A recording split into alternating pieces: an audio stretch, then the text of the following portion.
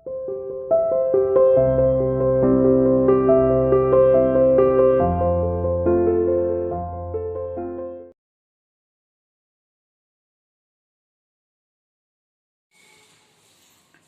Everyone, let's ready.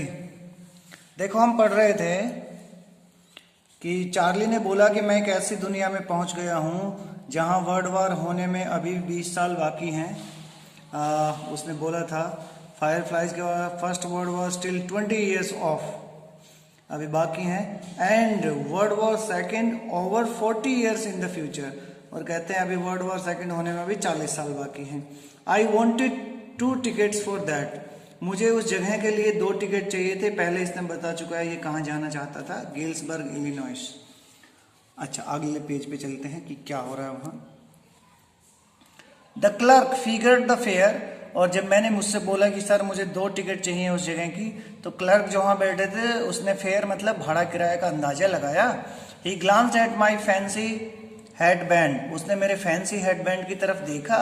But he figured the fare and I had enough for 2 coach tickets, उसने किराए का अंदाजा लगाकर मुझे बता दिया और मेरे पास 2 कोच टिकट्स के लिए काफी पैसा था, 1 वे, कम से कम एक तरफ जाने का।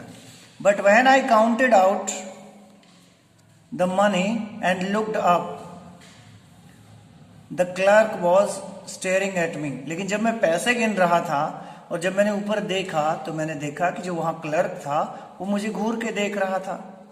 ही नॉडेड एट द बिल्स, अब बिल किसको बोलते हैं बच्चों? बिल बोलते हैं नोट को, जैसा इंडिया के नोट्स, फलाने कंट्री के नोट, टिमका कंट्री के नोट, किसी भी कंट्री के नोट्स वहां के बिल्स होते हैं।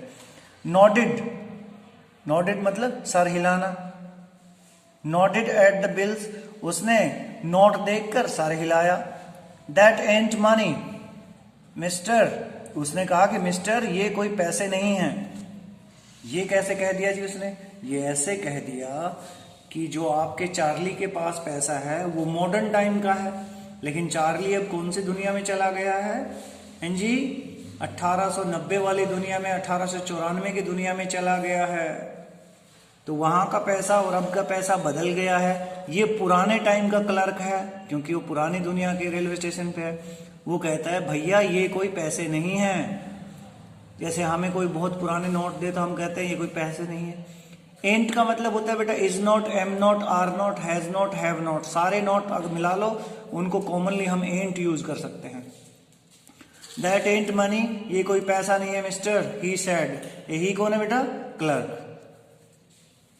And if you are trying to skin me, skin मतलब क्लेवर बनना, चालाक बनना, धोखा देना। And if you are trying to skin me you won't get very far, अगर तुमने मेरे से चालाकी करने की कोशिश की, you won't get very far, तो तुम ज्यादा दूर जा भी नहीं सकोगे। And he glance at the cash drawer beside him, और फिर उसने अपने बाजू में जो कैश ड्रॉवर रखा था, कैश ड्रॉवर जिसमें पैसे डाल रहा था, उसकी तरफ देखा। Of course that money was old style bills, जी हाँ वो पैसे थे, वो पुराने तरह के नोट थे। Half again as big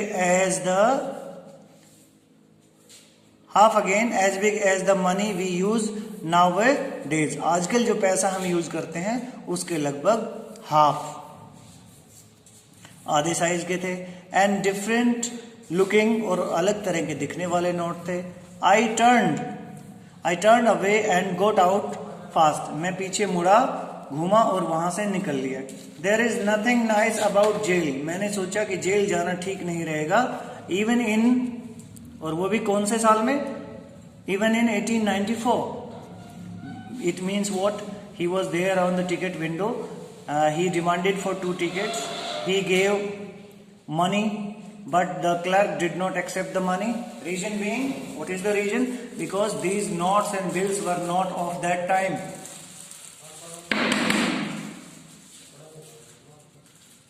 Not of that time. Okay, and he told him, if you try to being clever with me, you will not go so far because there were some police people.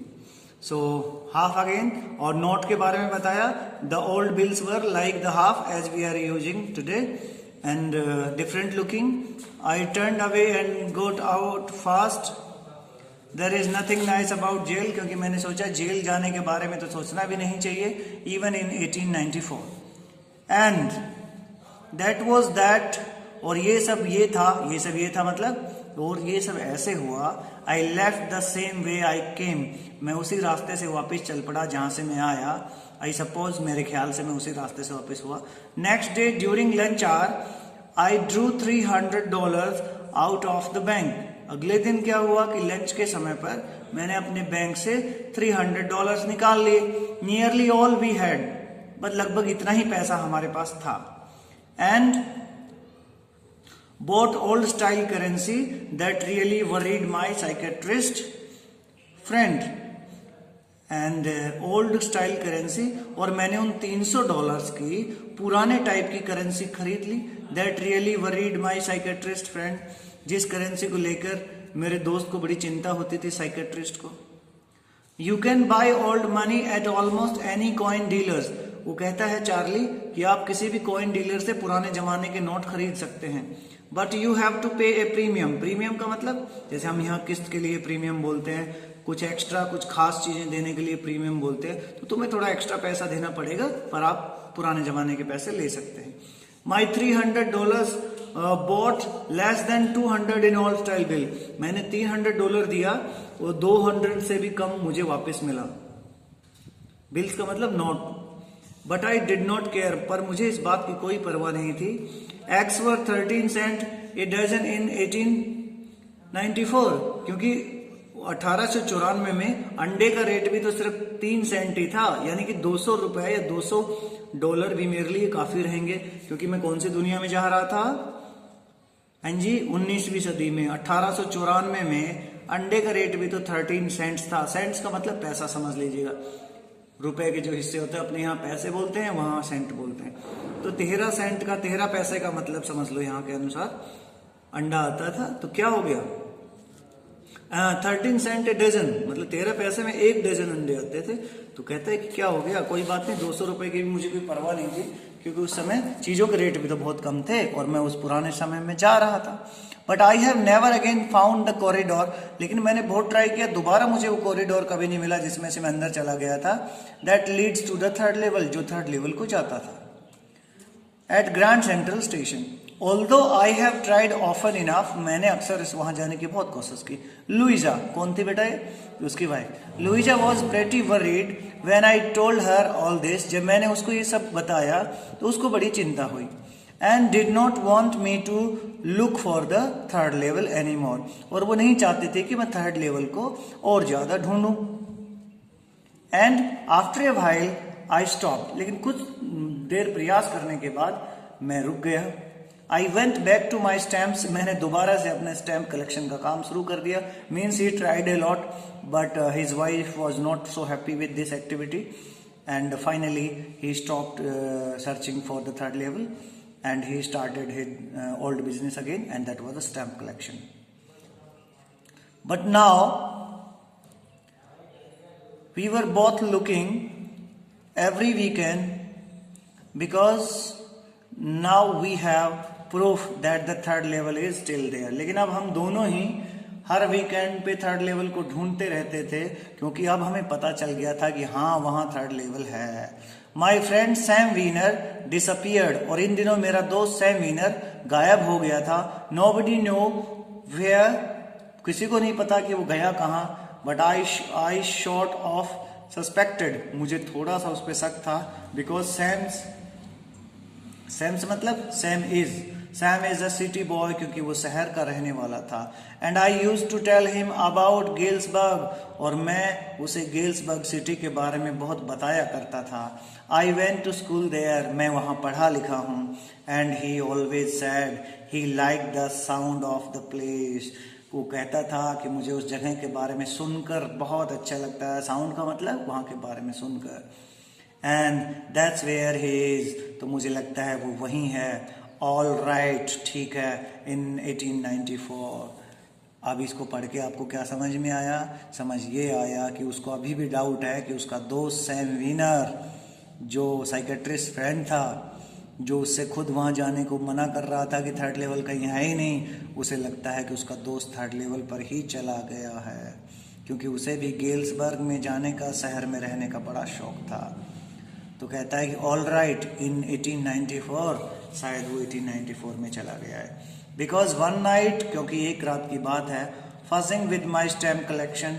जो fussing का मतलब make a फस, फस का मतलब क्या होता है वैसे तो, किसी चीज में गड़बड़ करना, परेशानी करना, झगड़ा करना, बात का बतंगड़ बनाना। तो fussing with my stamp collection, मैं अपने स्टैम्प कलेक्शन को मैनेज कर रहा था। I found, well do you know what a first day cover is. खैर पहले तो आप ये बताइए कि आखिर एक फर्स्ट डे कवर क्या होता है। When a new stamp is issued, stamp collectors buy some. When a new stamp is issued, जब एक नई टिकट, स्टैम्प का मतलब टिकट, डाक टिकट जो हम लगाते हैं, when a new stamp is issued, stamp collectors buy some.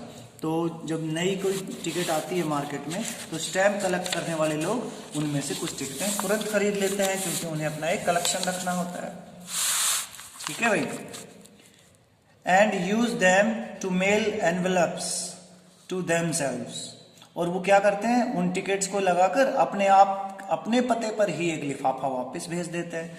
देखो मुझे स्टैम्प कलेक्ट करने का मान लीजिए शौक है, तो जब भी मार्केट में किसी की नई टिकट आएगी, चलो कल को नरेंद्र मोदी की फोटो वाली टिकट आएगी, मैंने उसके 4 टिकट खरीदे, एक लिफाफे पे लगाए, डाकखाने में डाल दिए और मेरे ही एड्रेस पे डाल दिए। अब वो वापस उस पर स्टैंप लगेगी, डाकखाने की स्टैंप लगती है ना डाकखाने में कि भाई इतनी तारीख को यहाँ है, और फिर वो मेरे पास आ जाएगा। वो स्टैंप लगने से इस बात का प्रूफ हो जाएगा कि इस तारीख को ये रिलीज हुई थी। कैसे पता चलेगा, क्योंकि स्टैंप पे होती है बेटा डेट, तो ये ध्यान रहेगा उसको कि कब ये रिलीज हुई थी। तो लोग खरीदते हैं और एक एनवेलप में लगाकर डाकखाने में ही डाल देते हैं, पोस्ट कर देते हैं, देखिए मेल कर देते हैं। And use them to mail envelope to themselves, अपने आप के पास ही भेज देते हैं, on the very first day of sale. And the post mark proves, post mark का मतलब समझ गए आप, डाकखाने की जो मोहर होती है वो। And the post mark proves the date. The envelope is called a first day cover. इस लिफाफे को, इस एनवेलप को वो फर्स्ट डे कवर कहते हैं। फर्स्ट डे कवर समझ गए अब आप, एक लिफाफा जिसपे जिस तारीख को कोई टिकट रिलीज हुई उसी दिन उसको यूज किया गया, this is first day cover. They are never open, ऐसे लिफाफे कभी खोले नहीं जाते। You just put blank paper in the envelope, ऐसे लिफाफे के अंदर आप सिर्फ एनवेलप के अंदर सिर्फ ब्लैंक पेपर रख देते थे। ये कह रहा है कि भाई हम ऐसा करते थे, जिस दिन भी नई टिकट आती थी खरीदते थे, लिफाफे पे लगाते थे, उसके अंदर एक खाली पेपर रख देते थे और वो हमारे पास आ जाता था। अभी देखिए लेसन थोड़ा बाकी है, तो वीडियो थोड़ा बड़ा होता जा रहा है, तो see you for the day, यहाँ तक हम इसको छोड़ देते हैं, एनवेलप तक। Blank paper in the envelope, see you tomorrow, till then bye bye. बेटा इसको बार बार रीड करते रहना, ये थोड़ा सा इमेजिनरी है, फैंटेसीफुल है, लेकिन साफ सुथरा है, ऐसा आप क्लियरली समझ सकते हैं कि वो अब दूसरी दुनिया में है, तो उस तरह की सोच रहा है। अब वो वापस आ गया था लेकिन उसका दोस्त गायब है, तो यही एक सस्पेंस है कि आखिर उसका दोस्त अब कहाँ चला गया है। तो see you tomorrow to release this suspense. Thank you and bye bye for now.